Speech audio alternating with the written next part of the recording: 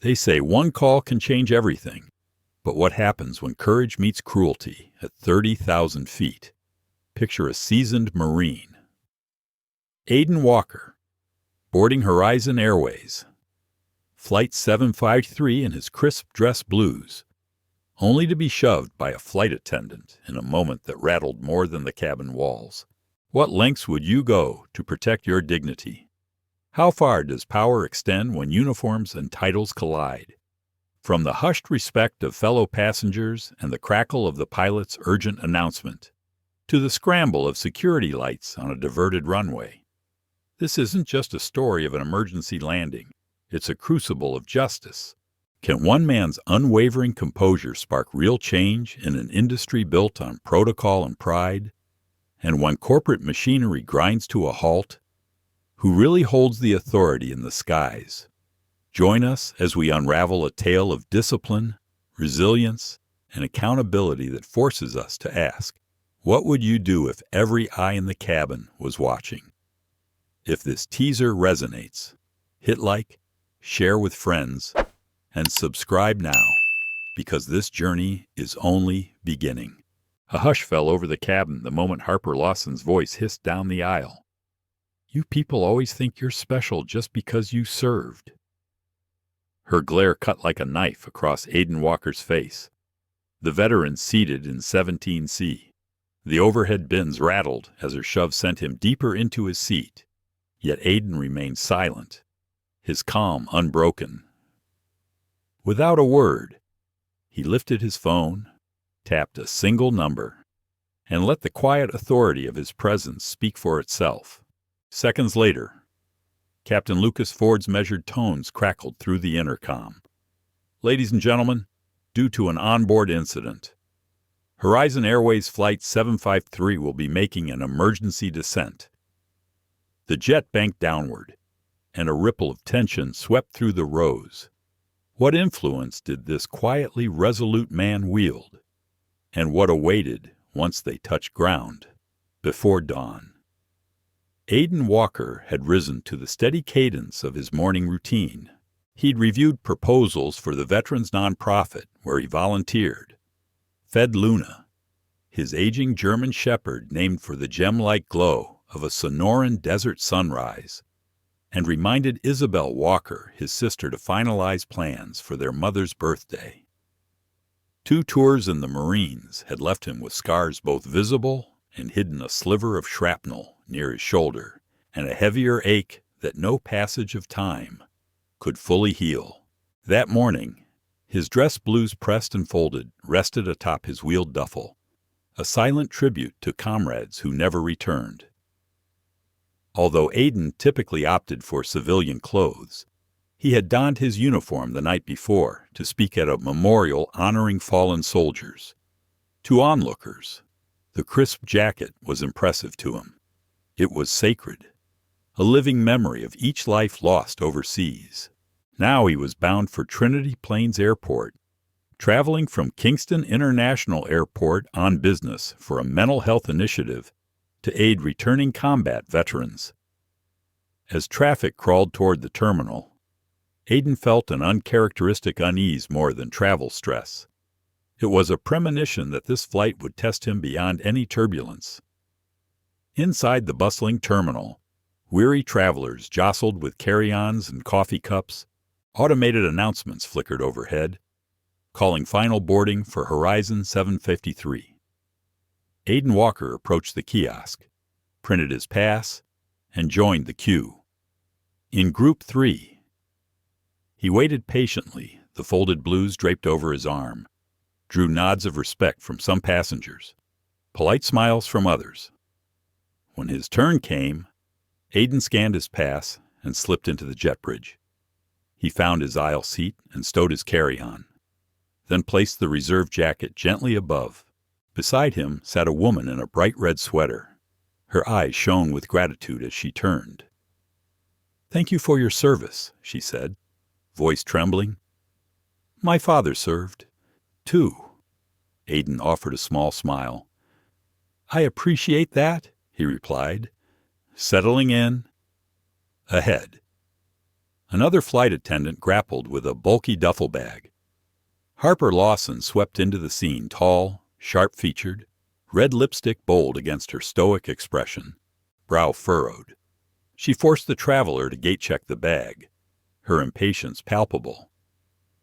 Aiden exhaled he'd seen minor disputes flare in tighter quarters, but nothing prepared him for what was to come. The seatbelt sign chimed as Captain Lucas Ford welcomed them aboard and warned of a brief delay. Harper Lawson and Ethan Cole launched into the safety demonstration, and the pre-recorded video flickered to life. Afterward, Harper paced the aisle, tightening straps and checking bins. She paused at row 17, eyeing the edge of his jacket. "Sir," she curtly instructed, "secure your jacket fully inside." Aiden stood and complied, noticing her gaze linger on his rank insignia before she swept on. Moments later, the doors closed, but they did not push back. Another announcement: runway congestion. Passengers sighed. Some closed their eyes. Others scrolled through phones. The woman beside Aiden muttered about rigid schedules. He cracked a dry joke about military transports. And for a moment, camaraderie warmed the cabin. When beverage service began, Harper Lawson handled the cart with brisk efficiency. Ethan Cole followed with snacks. At Aiden's row, the lady in red requested ginger ale. Aiden asked for water, citing medication for an old wound. Harper's eyes narrowed. "Finish that before takeoff," she snapped. Aiden nodded, heart tightening. Tension pulsed through each delay announcement. As the plane finally taxied, Aiden took a breath of relief until Harper Lawson reappeared. "Remain seated," she ordered as he straightened to adjust his charger. "The sign's off," he pointed out gently. Her lips curled in disdain. "My aircraft, my rules," she spat. Aiden pressed his palms to his knees. "I'm only following procedure," he said evenly. A hush followed as she turned away. Aiden Walker clenched and unclenched his hands, muscles coiled. He had trained for moments of life and death clarity. Now he steeled himself for confrontation of another kind. The engines roared and the jet surged forward its climb, symbolizing neither ascent nor descent, but the catalyst of a reckoning yet to come. The hum of the engines and the dim glow of cabin lights did little to soothe the restless energy that pulsed through the passengers. After another 15 minutes of waiting, Captain Lucas Ford's measured voice crackled through the overhead speakers. "Folks, we regret to inform you that we may be held here for another half hour or more." A collective groan rose from the cabin. Babies began to wail, and harried business travelers tapped away at laptops, their brows furrowed in frustration. From row 15 came a polite request. "Water, please," uttered Mr. Walter Hayes, his voice steady despite the tension, in an attempt to calm the mood. Harper Lawson wheeled her beverage cart to the front, methodically offering sodas and juices. Ethan Cole followed with snacks. A sympathetic smile plastered across his face as he navigated the narrow aisle. By the time they reached row 17, the lady in red, now known to everyone as Margaret Reed, asked for a ginger ale. Aiden Walker spoke up next, his voice soft but firm. "Water, please. I'm on medication for an old combat wound and need to stay hydrated." At the mention of combat wound, Harper Lawson's expression hardened. She slid the cup of water toward him without a word. "You must finish that before takeoff," she snapped, eyes narrowed. Aiden Walker offered a courteous nod. "Of course. Thank you." Yet an uneasy knot tightened in his stomach. Her clipped tone and dismissive glance lingered in his mind. Perhaps she was simply under stress. Airline delays fray nerves, after all. Or maybe, he thought, her impatience stemmed from something more personal. Before he could dwell further, the pilot announced an additional 15-minute delay.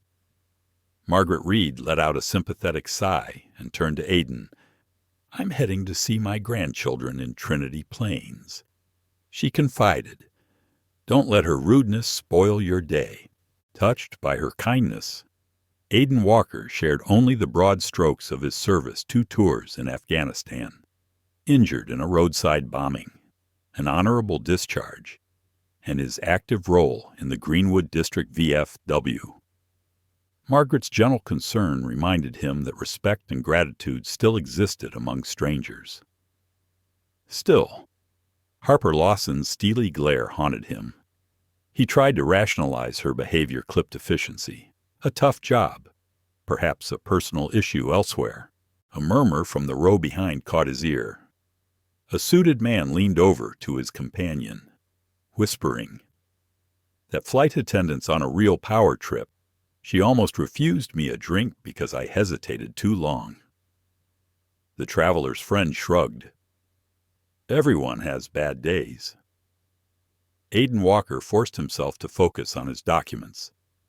Detailed proposals he would present at Trinity Plains, determined not to let cabin politics distract him. Moments later, Captain Lucas Ford's voice again. "We're cleared to taxi in 5 minutes. Flight attendants, please prepare for departure." A collective sigh of relief swept the cabin. Seats clicked upright and tray tables locked. Harper Lawson made one final aisle pass to enforce regulations. At row 17, she spied Margaret Reed's half-empty ginger ale can. "Ma'am, that needs to go now," she barked. Margaret fumbled, hastily finishing the last sip, and as the pushback began, her hand slipped. Ginger ale spilled across the aisle.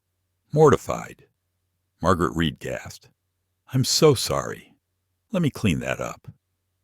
She reached for a napkin, but Harper Lawson had already snapped on latex gloves, an exasperated sigh escaping her. "Just sit down," she ordered, grabbing paper towels from her cart. Aiden Walker leaned forward. "May I help?" he offered quietly. Harper whirled on him, eyes blazing. "No, you may not. Stay seated. The aircraft is moving." He raised his hands in surrender. "Understood. Just trying to assist." As Harper Lawson mopped the spill and Ethan Cole averted his gaze, an uneasy stillness settled over the cabin. The engines idled, and passengers exchanged glances. Then, a fresh delay another 10 minutes was announced. Aiden Walker stood briefly, since the seatbelt sign was off, to secure his uniform jacket. At that precise moment, Harper Lawson appeared beside him. "Sir, remain seated," she snapped. "We're about to taxi." Aiden met her glare calmly. "The sign's off. I was just adjusting my belongings." Her nostrils flared. "On my aircraft." "You follow instructions," she retorted, voice heavy with condescension. "Your uniform doesn't entitle you to special privileges." Shock rippled through those within earshot, including Mr. Walter Hayes and Margaret Reed. Aiden Walker took a slow breath, steadying himself. "I'm only following safety protocol," he replied evenly. "I meant no disrespect." A tense silence followed as Harper Lawson turned away. Aiden Walker pressed his back into the seat, pulse quickening. He had faced worse under fire, but this was a different battlefield, one where dignity and respect were the battleground. The cabin lights dimmed further, engines surged, and Horizon Airways Flight 753 finally moved toward the runway. Each yard of taxi up marched toward the confrontation that would test Aiden Walker's composure and resolve far beyond any turbulence. When Harper Lawson stepped back after remarking, "I'll be watching you," the words lingered in the humid cabin air. Soon the engines rumbled to life, and Aiden Walker clicked his belt into place, heart pounding with the twin rush of indignation and disbelief. Discipline had been drilled into him from his first day at Liberty Base. He inhaled the memory of his drill instructor's gravelly voice, reminding recruits that composure wins the day. Beside him, Margaret Reed leaned in, eyes wide with concern. "I don't understand her hostility," she whispered, voice soft. Aiden managed a tight half-smile. "Let's hope we reach Trinity Plains without more drama." As the jet thundered down the runway, he closed his eyes and let the familiar thrill of liftoff wash over him, the surge of acceleration reminiscent of the helicopters he once rode across desert skies. Once airborne, the lights dimmed and the seatbelt sign winked off. A lull enveloped the cabin. Ethan Cole distributed pretzels and water, while Harper Lawson strode past Aiden and Margaret, eyes fixed straight ahead. He accepted a small cup of water, and Margaret politely requested coffee. For half an hour, the drone of engines became a soothing white noise. Yet Harper Lawson's abrasive manner haunted him. He watched as she brusquely admonished a mother with a fussy toddler in row 20. "Keep your child quiet. Please." The mother's shoulders sagged with embarrassment. Ethan Cole cast sympathetic glances, once murmuring, "She's had a rough week." Aiden Walker sighed inwardly. He had faced hard personalities, but this felt personal. Determined not to provoke her, he dove into his briefing notes for the Dallas advocacy meeting. An hour in, the plane hit moderate turbulence. With the seatbelt sign chiming on, Ethan Cole secured the snack cart. Harper Lawson, carrying a tray of half-filled cups, stumbled as the cabin shook. Instinctively, Aiden Walker reached out to steady her, but her glare cut through his concern. "Don't touch me," she hissed. He retracted his hand, apologizing softly. "I just wanted to help." A sudden lurch sent her tray tumbling cups clattered across the aisle. Aiden rose to offer assistance. "May I pick those up for you?" he asked gently. She snapped back. "No, you will remain seated." Passengers turned. Mr. Walter Hayes shot Harper Lawson a reproachful look, while Margaret Reed pressed her forehead against her palm in embarrassment. Then came the moment that crystallized everything. Harper Lawson, regaining her balance, thrust out her forearm and shoved Aiden Walker hard in the shoulder. The force jarred him sideways. Gas rippled through the cabin. Ginger ale cans rolled away, napkins fluttered like wounded birds. Aiden sat stunned, hand pressed to his uniform. Harper Lawson's eyes reflected panic and defiance. He drew a steadying breath.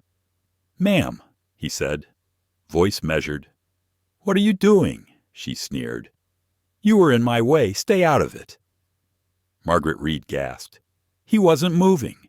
You pushed him." Murmurs chased the turbulence's echo. Harper Lawson brushed past. Silent fury stiffened her posture. Aiden Walker closed his eyes, heart thudding with adrenaline. This was no simple misunderstanding. It was assault. Memories of chain-of-command protocol sharpened his resolve. He would not instigate chaos, but neither would he stand down. As the cabin buzzed with whispered disbelief, an idea took shape. One well-placed call could bring accountability and perhaps ground this flight forever. When Ethan Cole finally slid back into his jump site, the cabin breathed a collective sigh of relief, only for it to catch in its throat moments later. As Aiden Walker surveyed the uneasy faces around him, he knew that if Harper Lawson could lash out once, she might do it again. Ensuring everyone's safety became his silent vow, calmed the situation without fanning its embers. The seatbelt sign flickered off, and Ethan Cole approached Aiden with quiet concern. "Sir, are you all right?" he asked, voice low. Aiden Walker met his gaze, nodding briskly. "Physically, yes," he replied, though the ache in his shoulder reminded him that mere apologies wouldn't suffice. Ethan's shoulders slumped. "She's not herself. he confided softly. "I'll inform the captain at once." Aiden exhaled, gratitude warming his chest. "Thank you." Across the aisle. Margaret Reed leaned in, eyes bright with worry. "Will you report this when we land?" she whispered. Aiden Walker gave a firm nod. "Absolutely. But first, I have to make a call." He retrieved his phone, still locked in airplane mode but connected to the in-flight Wi-Fi. At cruising altitude, voice calls were usually barred, but Aiden had means. He keyed a message to Colonel Nathan Hale, his longtime comrade turned airline security consultant on Flight 753, assaulted by crew member. "Need immediate escalation. Serious. Within seconds." A reply blinked on screen, updating HQ now. Safe relief washed over him. The corporate gears were turning. From the front, Harper Lawson stood at the interphone. Her voice strained as she conferred with Captain Lucas Ford. Aiden Walker watched, mind racing. Ethan Cole joined her, earnestly sharing what he and others had witnessed. Harper waved him off, jaw clenched, then retreated to her seat, glancing back at Aiden with a mixture of fear and defiance. Whispers drifted through the aisles. "Did you see that push? He's military." "Right." Aiden tapped his screen. Colonel Nathan Hale's next message read, "HQ demands details. They may reroute you on approach." A detour was nobody's dream, but accountability trumped convenience. A few rows away, "Mr. Walter Hayes murmured to Margaret Reed, "This is more than a minor incident." Margaret offered Aiden Walker a sympathetic smile. "We'll see how they manage it." Then, Captain Lucas Ford's measured tones eased into the cabin. "Folk, we're addressing a situation. Remain seated and follow crew instructions." A ripple of nervous energy coursed through every passenger. Moments later, the flight's trajectory shifted. Margaret Reed peered out the window. "Are we already turning?" she asked. Aiden Walker traced the skyline's unfamiliar silhouette. "Looks like we're diverting." The captain confirmed. "Due to unforeseen circumstances, we're landing at River City International Airport. Please fasten your belts." A collective gasp rose, and with it, the promise of real consequences. As the descent began, Harper Lawson's usual composure crumbled. Her face went ashen. Ethan Cole offered a curt nod of reassurance to passengers while Harper stayed silent, her posture rigid.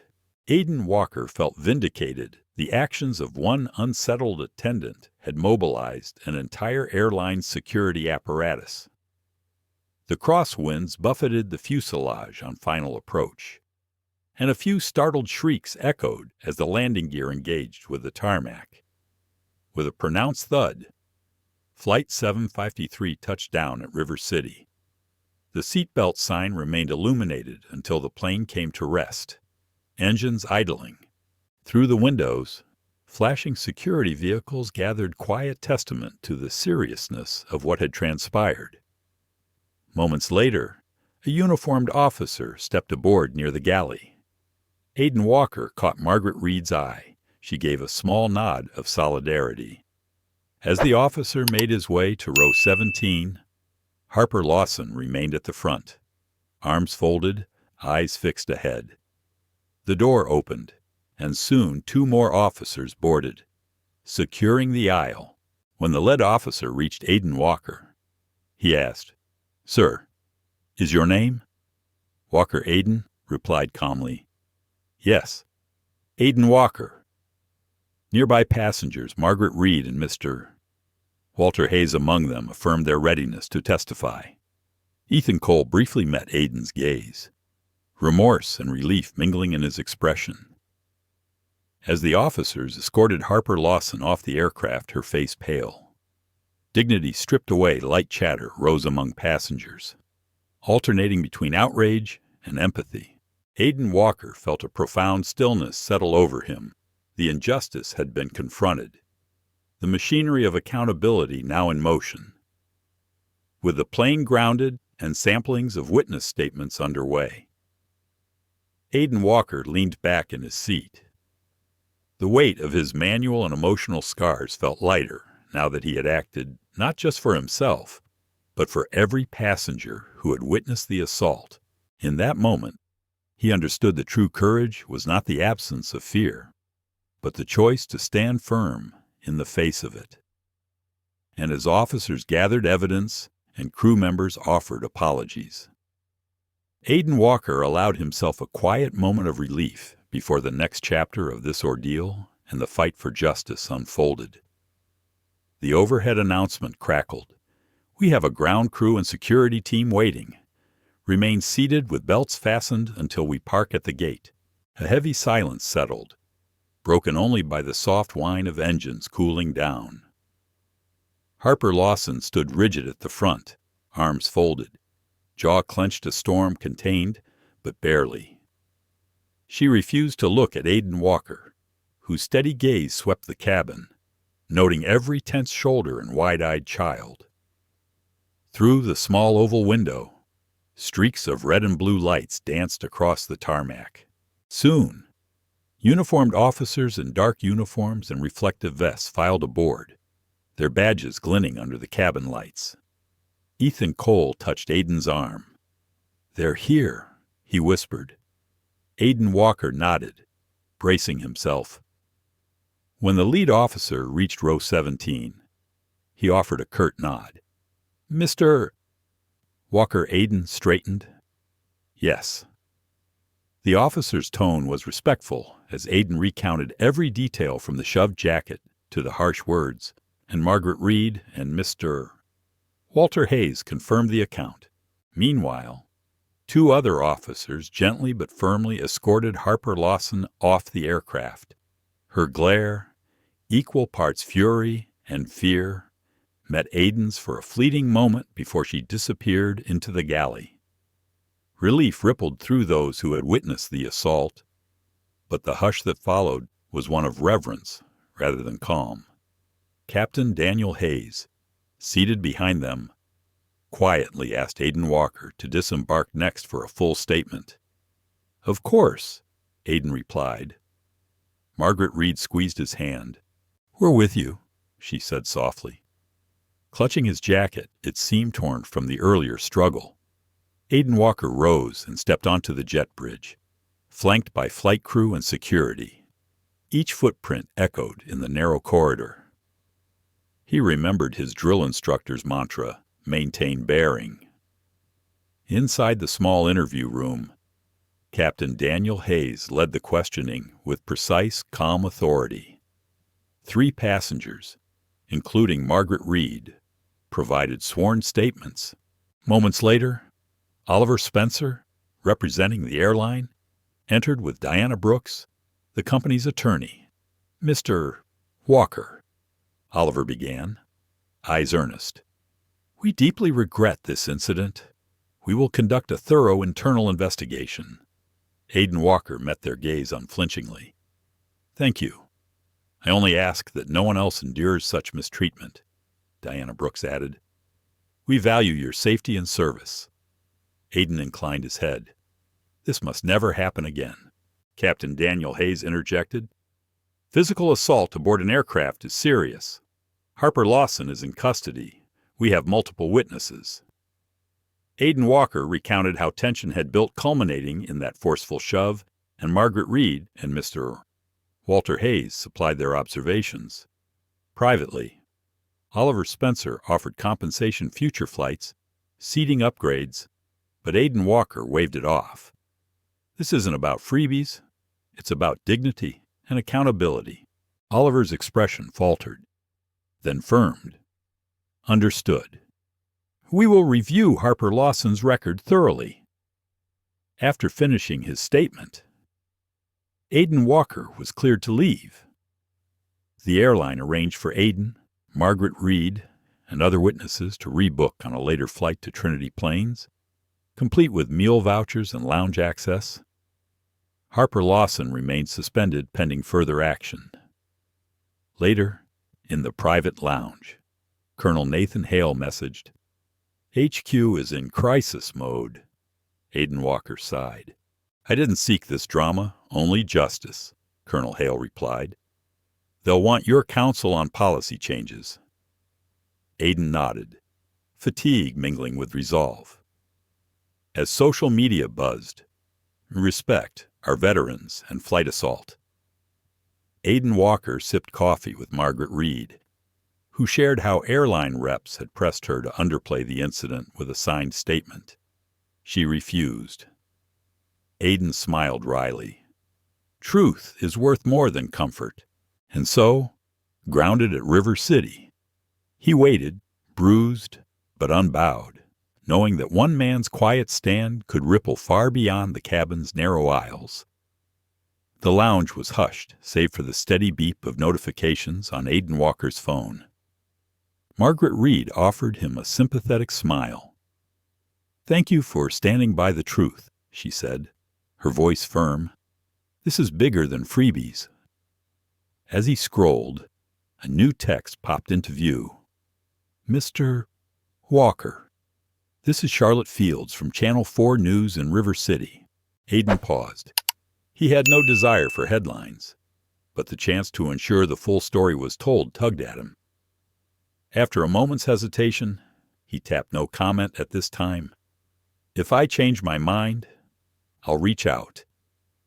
Another ping followed. A private message from Alexandra Pierce. "I saw the news. Harper Lawson did this before there was an incident with a Hispanic passenger last year. They never pursued it, but it's a pattern." Aiden Walker's chest tightened with resolve. This was not isolated. He typed back, "Thank you for sharing. Please send anything else you have." Messages flooded and fellow veterans offering support, friends demanding updates, family expressing concern. Aiden Walker exhaled slowly.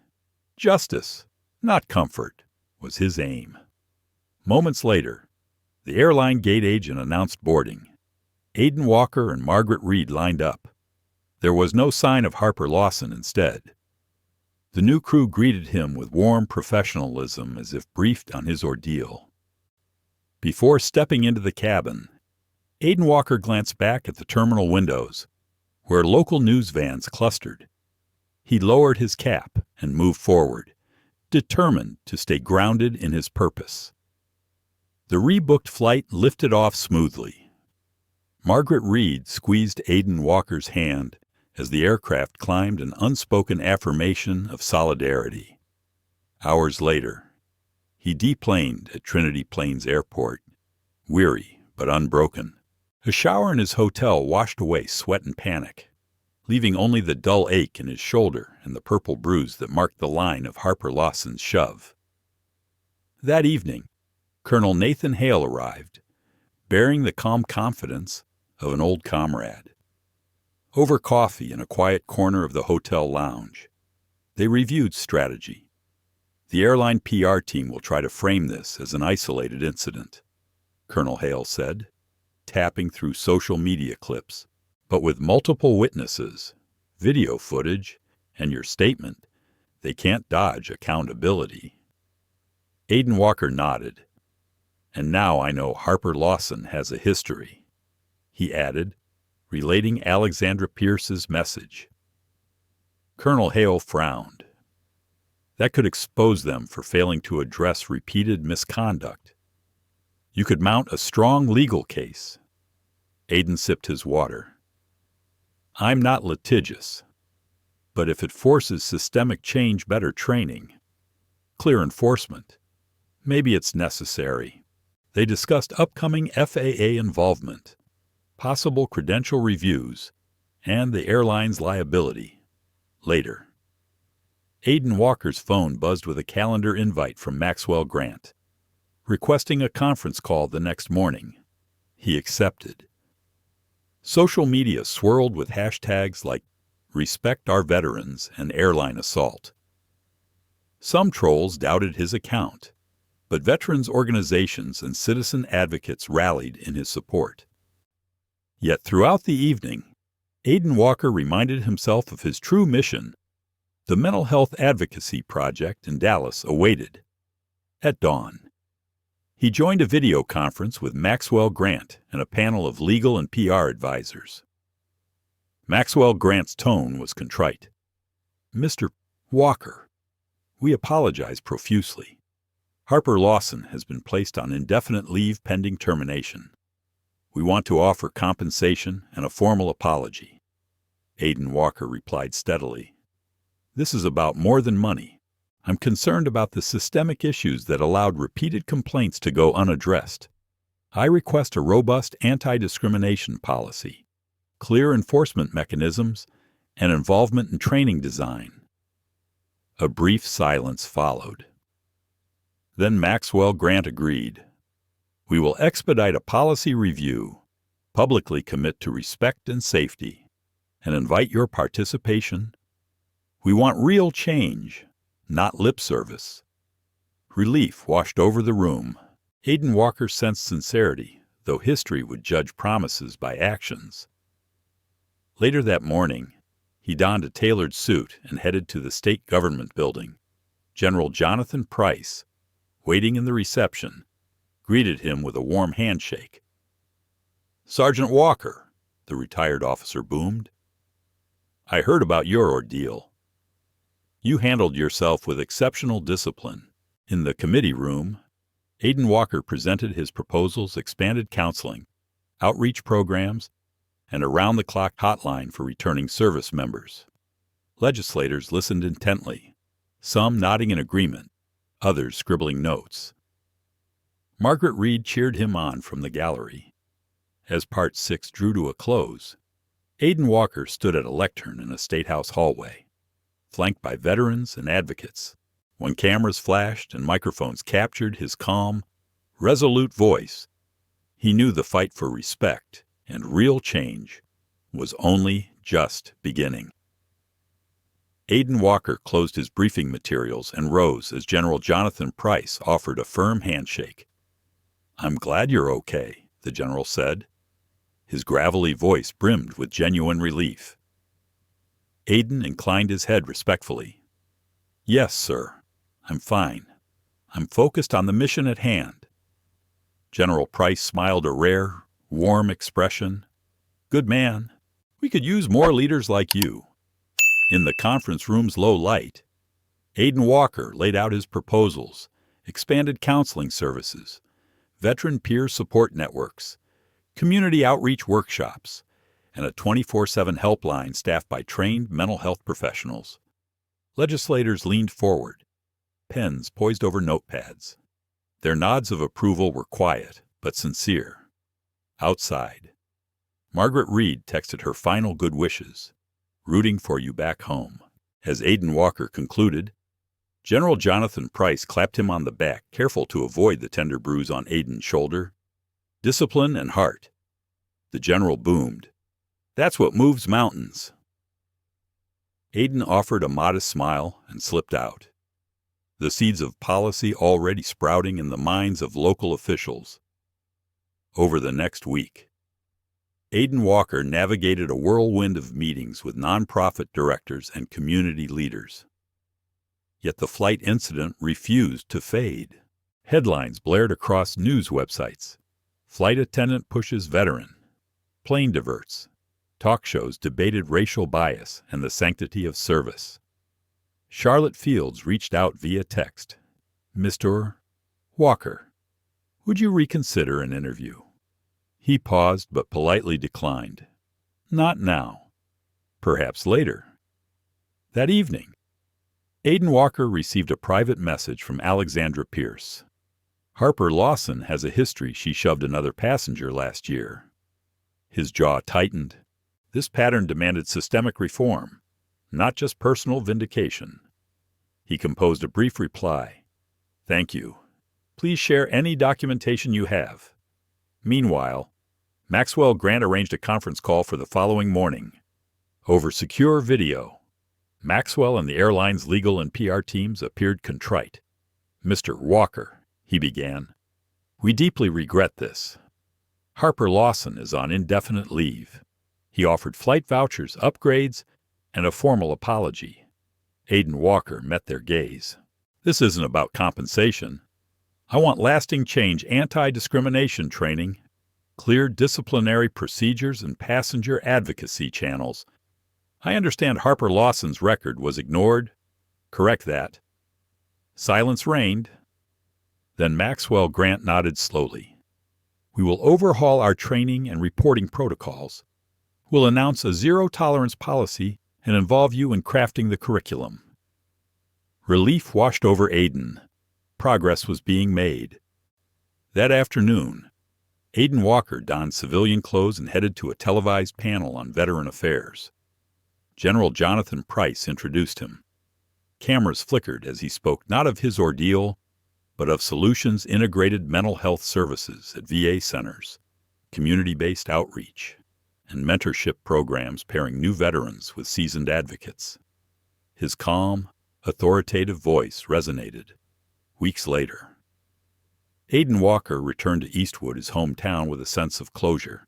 Luna, his German shepherd, greeted him with a jubilant bark. He unpacked photos of volunteer events and pinned them above his repaired uniform jacket, its seam now flawlessly mended. That evening, Aiden called Margaret Reed. "How are you?" Her laughter crackled through the line. "I'm a local legend now. My knitting group can't stop talking about the push heard round the world." Aiden chuckled softly. "I'm doing all right. Thank you, Margaret, for your support." After hanging up, Aiden Walker settled onto his couch, the evening news flickering across the screen. A segment detailed the airline's newly minted flight attendant conduct policies, sensitivity training, anonymous reporting hotlines, and swift review boards. He allowed himself a small smile. Real change was underway. In the months that followed, donations to his mental health advocacy project surged. Lawmakers invited him back for hearings. Nonprofits sought his guidance. The airline even asked him to address their crew training session, a fitting irony he welcomed. Knowing that sharing his experience could inoculate the system against recurrence. One crisp morning in early autumn, Aiden Walker passed an airport billboard emblazoned with the slogan, "Respect is our standard." He paused, letting the message sink in, thousands board each day, trusting in the professionalism and humanity of those who serve them. As he walked through the terminal, unremarkable in khakis and a leather jacket, he felt a quiet pride. A single disciplined stand for justice had rippled into policy, media, and hearts across the nation. And though a scar on his temple and a bruise on his shoulder remained, they were badges of a deeper victory that courage, composure, and unwavering commitment to what's right can indeed change the course of a flight and of countless lives beyond. From the tense exchanges in row 17 to the solidarity of strangers on that diverted runway, Aiden Walker's story reminds us that true courage isn't loud, it's steadfast. We witnessed a flight attendant's moment of rage, a veteran's refusal to be silenced, and a chain of events that grounded an entire plane for the sake of accountability. But beyond the headlines and hashtags lies a deeper transformation: policies rewritten, training revamped, and a community galvanized to respect every passenger's dignity. As Aiden returns home, his uniform jacket bears the tear of conflict, but also the badge of progress. The ripple effects of one phone call continue to shape airline conduct, veterans advocacy, and our own understanding of justice. So before you take your next flight, remember the power of standing firm, the strength and composure, and the impact one person can have on a system built for routine. If this journey moved you, give us a thumbs up, share with your circle, and subscribe for more stories that inspire change. Thank you for joining us. May your next takeoff be guided by courage and respect.